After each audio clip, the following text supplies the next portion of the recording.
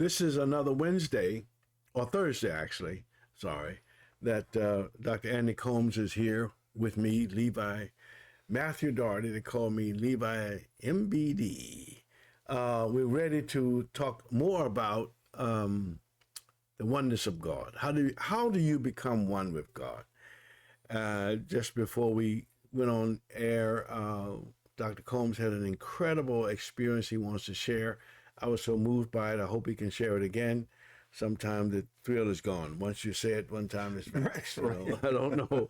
But anyway, we're all working towards our divinity. We need a divine principle culture to help everyone to rise into this position of principle way of living. The only way that you can do that is have a divine guidance from a divine God, and many things we discussed today that I think is very pertinent to what we need to know how to work and control our lives. So, Dr. Combs, you got it. Okay. All right. Always when we go through this, it always comes out a little differently every time. When I think about life, I think that something that's kicked off a lot of our mutual interest was me as a scientist trying to express what reality is, essentially. And I tried to express it as we exist and we have interaction. And that's really it. We have interactions with ourselves, interactions, that is within our own mind, interactions with others, interactions with nature. We even have interactions, whether we like it or not, or know it or not, from our spirits with other spiritual beings that live eternally as we do, in spite of our bodies dying. In those interactions, I think we all seek to be happy.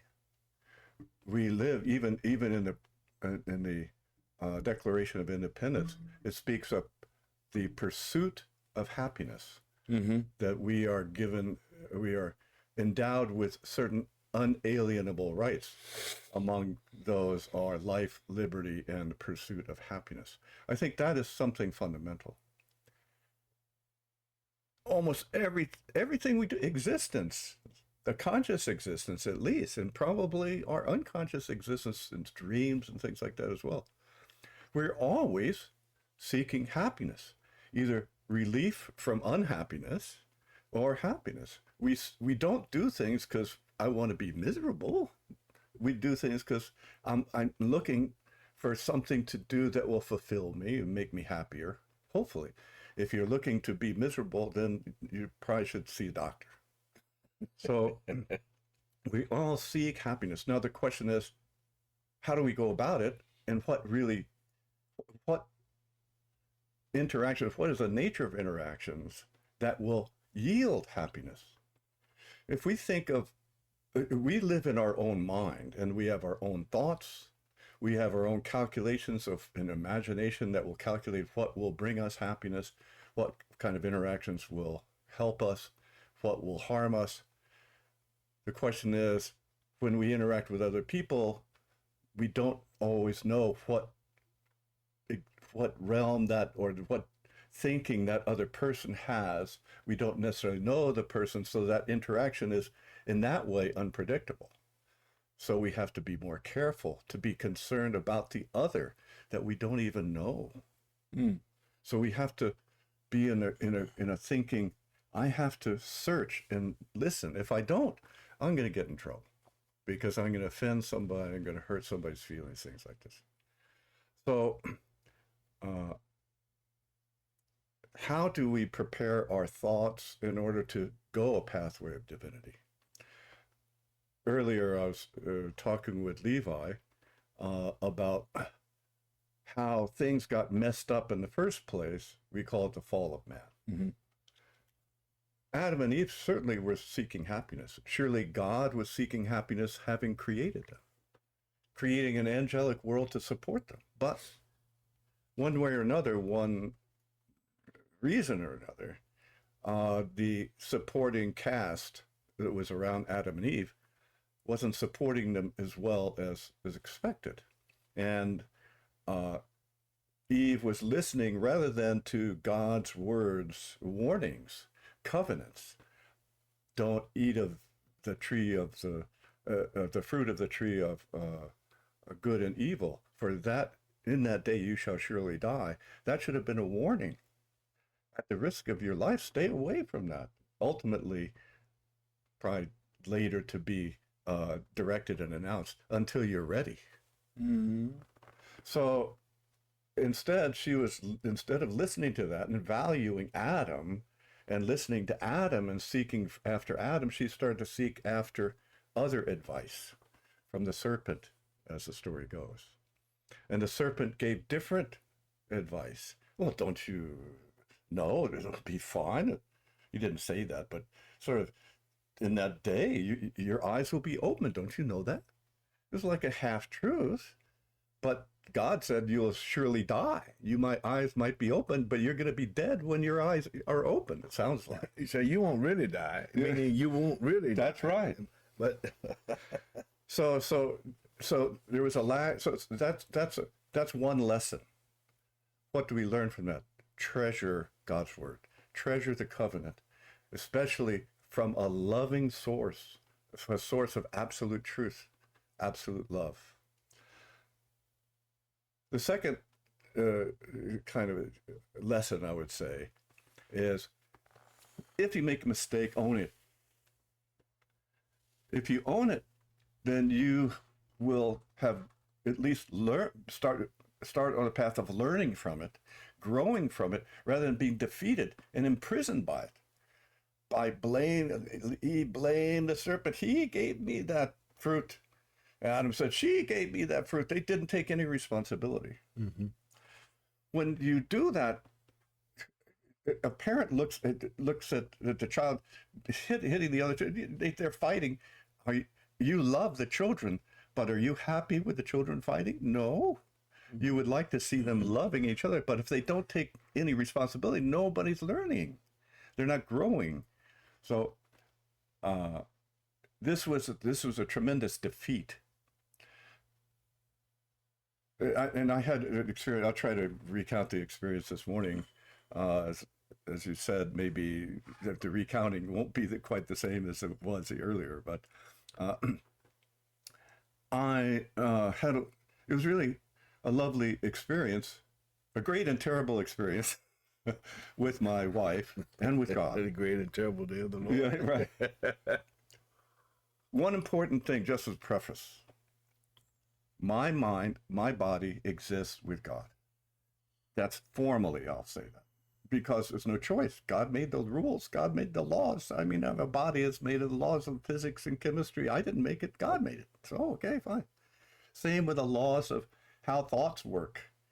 I should have my mind, who loves God and knows God better than my body, being the subject or the authority in the relationship, being the governor in that relationship, because the spirit is sensitive to the hearts of others, whereas the body may not be so sensitive to the heart of others.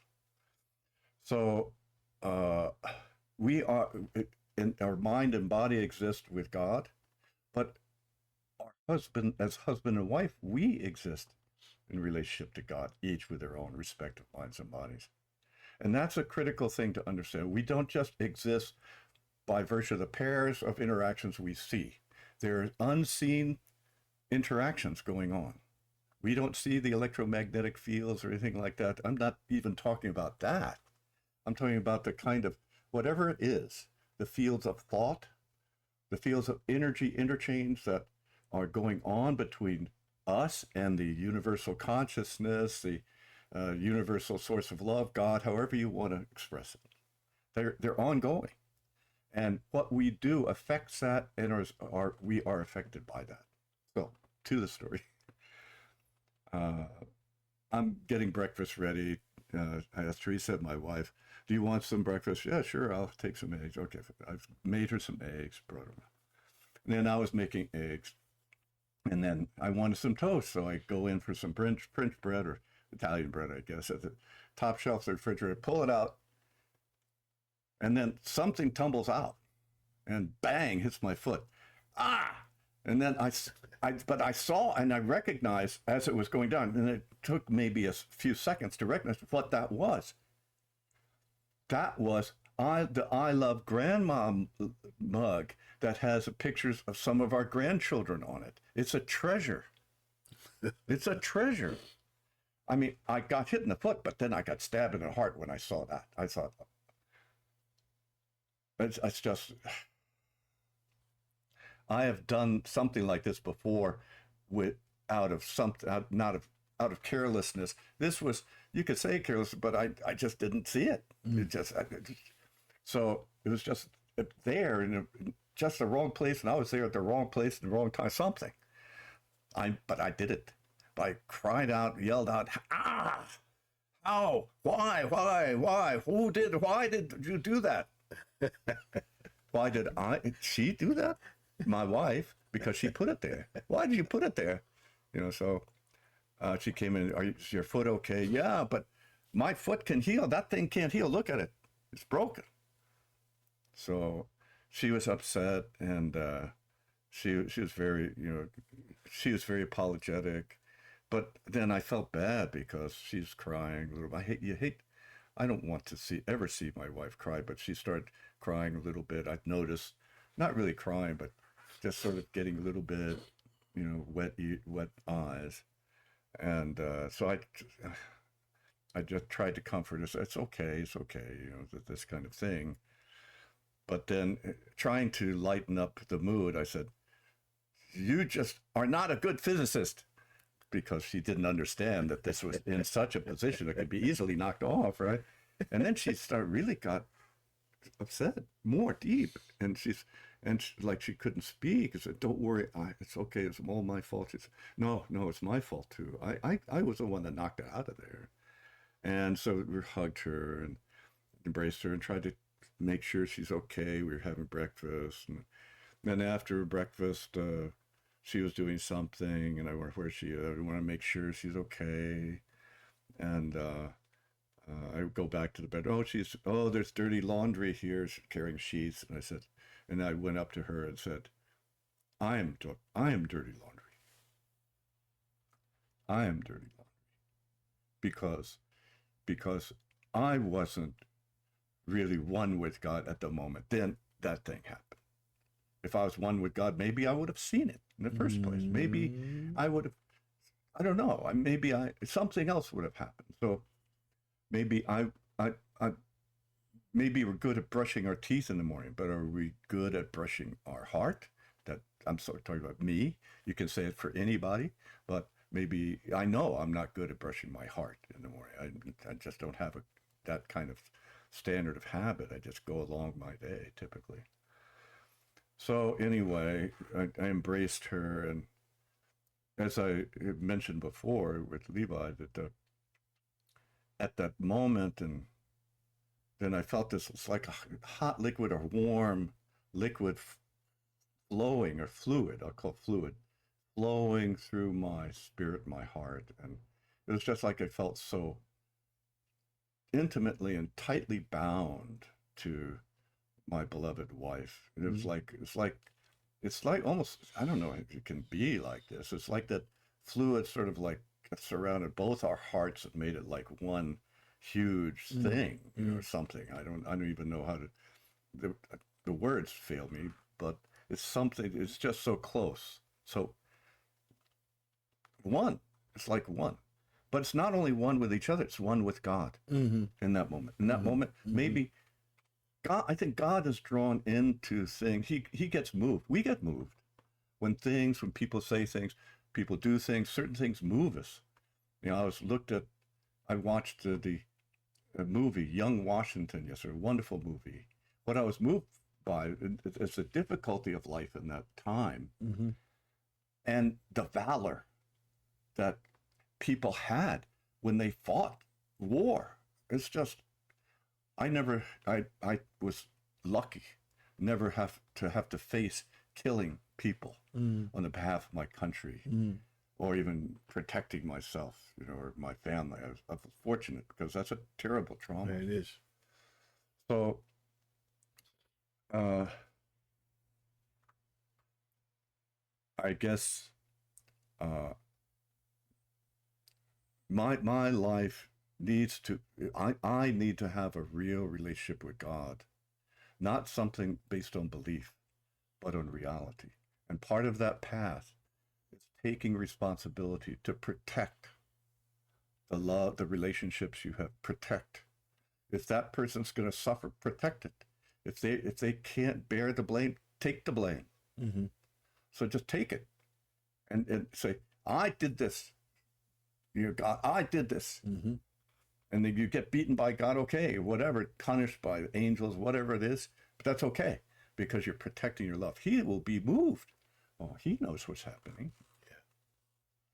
So to bring God in, care for one another, care for the other, protect the other, take responsibility, and treasure things, body, mind, soul, covenants, relationship with God, relationship with things, relationship with people.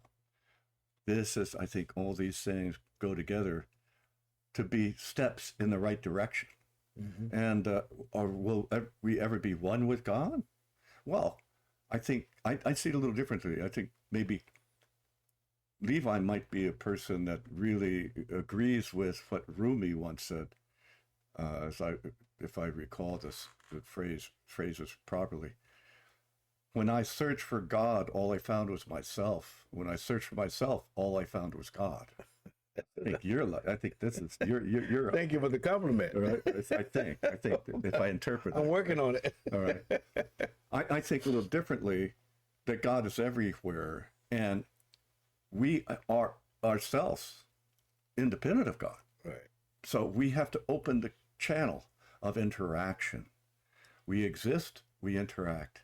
And what is the speed, the angle, the intensity, the color of our interaction? And all these words are just general ideas. So is it going to move the person closer to us, or is it just going to involve some kind of agitation? So if we think of the other, are concerned for the other, want to protect the other, protect that relationship, we want to value the other, we're going in the right direction. I think thank you for that, because it really helps us to understand living a principled life is more important than just spouting it off and talking about it. Living a Christian life is more important than just preaching or reading the scripture, the Bible. Anybody can do that who can read. Or there's great lecturers who can give great, incredible lectures, but they can't live what they teach. In many ways, most movements, including ours that we worked with for the years, mine 50 years and yours around the same time, we didn't see that culture of principle culture development in the actions or directions that we received from our leadership, which is a tragedy in my opinion. However, it also gives rise to what you were saying. We have to do our own connection to God directly, so that even if we have a so-called central figure or someone above us, a boss or head person, we can see the God in that person doing the best that they can on their own level, and we can recognize the good and then say, okay, thank you, appreciate it, and go on and do the right thing. Hopefully that's true. Well, then, this relationship of give and take action centered on the point rather than the person. That's where things go wrong. If you center your give and take relationship, subject and object relationship as a personal thing, I'm in charge. Listen to me. I'm the center of me. Then the person who's so-called under you will never rise. would never allow themselves to move forward. This is the reason true. why I That's like true. scientists, because you can be as religious as you want to, but no one ever rises higher than the Pope within that religion, or the bishop, or the whatever. In science, whoever creates a cell phone, the bum on the street with no home, homeless, has got a cell phone as well as the guy riding in his Cadillac millionaire. It's very democratic. So it's equal, because science has brought them both at the same level of being able to transmit their ideas and receive ideas through this device, where if I'm a religious person, I'm only getting it, so you're not getting it, so you can ever become high as I am. You only be what you are as long as I'm in charge. And that's, religion becomes a handicap rather than an elevation in many ways. So that's why I like the divine principle. It does not make one higher than the other. It helps each one to reach their divinity. You need me to reach your divinity, and I need you. I need my wife, and she needs me.